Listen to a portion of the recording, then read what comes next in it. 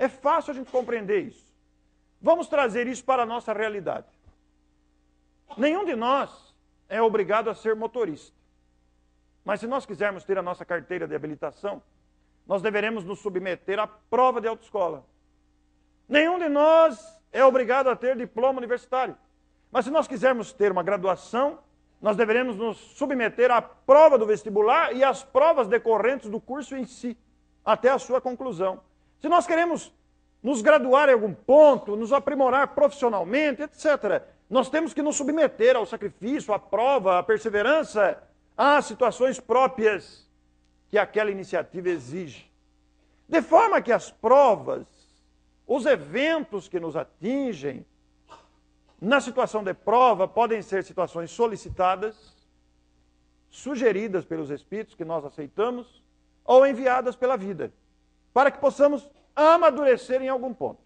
E as expiações? As expiações são consequências dos nossos equívocos. São consequências das lesões que causamos nos outros e em nós mesmos. Por exemplo, os nossos vícios, todos eles, não precisamos nem relacionar, mas vamos falar das drogas, do fumo, do álcool. Nós lesamos o nosso corpo. Isso vai lesar o perispírito, que vai influir na saúde do futuro corpo. Aí é reparação, é expiação. Somos os responsáveis, não é castigo, não existe o castigo. Deus não pune, não existe castigo, existe consequência. É muito importante que busquemos lá no céu e inferno o código penal da vida futura, para entendermos esse processo das imperfeições. Quanto mais sofrimento, e quanto mais virtudes, mais alegria, mais felicidade. Para entendermos tudo isso, são 33 itens de muita profundidade, está lá no céu e inferno. De forma que as situações que nos atingem podem ser provas, mas podem ser expiações também. As lesões que causamos nos outros. Ficamos na porta do banco, espreitando alguém que está fazendo um saque vultoso. Quando a pessoa sai, nós passamos a mão na bolsa, passamos de moto e roubamos a bolsa. E levamos o dinheiro. Lesamos patrimonialmente alguém.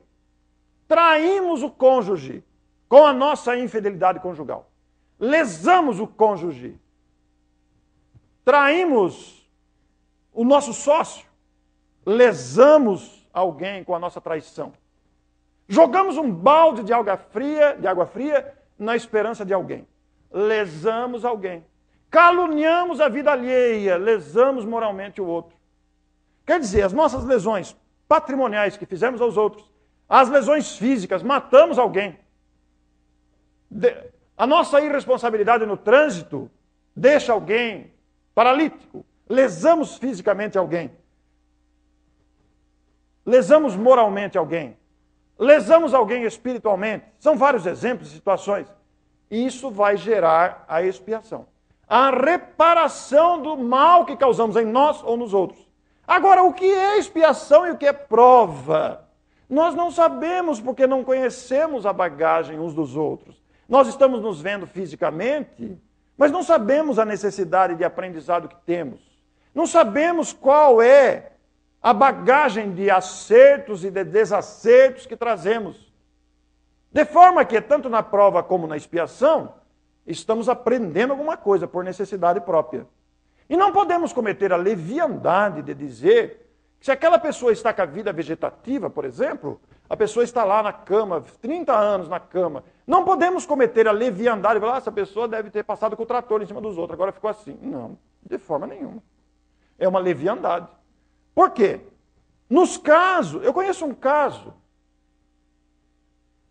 numa cidade de um estado, de um casal enamorado, 21 anos, o rapaz e a moça, se casaram, apaixonados, com planos do futuro, e foram para a lua de mel.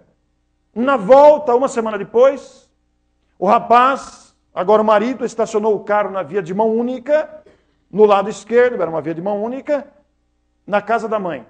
A moça, a esposa, ao sair do carro, veio um caminhão e levou ela e a porta junto. A moça não morreu, mas está surda, cega, deformada, com vida vegetativa, mas consciente. Isto é prova ou expiação? Possivelmente é uma expiação. O marido a deixou, ela nem o álbum de casamento viu. Faz 8 anos que está desse jeito, cuidada pela mãe. É prova e expiação. Possivelmente é uma expiação, mas nós não podemos cometer essa leviandade. Por quê? Porque às vezes o Espírito solicitou por uma necessidade consciencial passar por uma situação dessa para algum aprendizado. No livro Asas da Liberdade, recebido pela médium Célia Xavier Camargo, o espírito Jerônimo Mendonça faz uma descrição de suas vidas anteriores, de várias de suas vidas, como faraó, inclusive, antes de Cristo, no período antes de Cristo, e descreve as atrocidades que ele fez. Ele fazia atrocidades e, para garantir que ninguém ficasse sabendo, ele arrancava a língua das pessoas que viam, tirava a língua violentamente. As mulheres que não aceitavam casos com ele arrancava o coração, fisicamente, abria o peito e arrancava o coração. E de vida em vida, ele vai descrevendo as suas atrocidades, de vida em vida, nos erros e acertos, no agravamento dos erros, até que chegou um estágio de espírito equilibrado, de espírito sereno, que resolveu pedir aos seus mentores a oportunidade de renascer com deficiência física total, para reparar-se mediante si mesmo, mediante a sua consciência, esta nódoa de arrependimento que ele guardava pelos estragos, pelos prejuízos causados aos outros. E o seu mentor espiritual sugeriu a ele, muito louvável a sua decisão, agora que você está sereno, agora que você equilibrou-se, agora que conquistou um patamar de equilíbrio, mas você apenas sofreria o padecimento físico. E nós vamos te dar o talento da voz e da audição, porque mesmo paralisado na cama, durante 30 anos tetraplégico, só movia isto aqui. Cego, totalmente paralisado. E assim você aproveita e espalha os benefícios daquilo que já conhece. E o nosso grande gigante deitado espalhou por toda parte este conforto do amor através da sua palavra firme, lúcida, apesar de totalmente paralisado. Fundou instituições, publicou livros, fez discos, etc. Ressarcindo-se perante a própria consciência num processo de expiação e prova simultânea. De forma que as vítimas, entre aspas, porque sabemos que não existe injustiça nem injustiçados, as vítimas desses eventos traumáticos, especialmente terremotos, mortes coletivas, incêndios, etc., que sempre ocorrem e estamos sempre testemunhando, podem estar enquadrados em processos provacionais ou expiatórios, ou ambos, ou atendendo à necessidade de aprendizado e maturidade do espírito.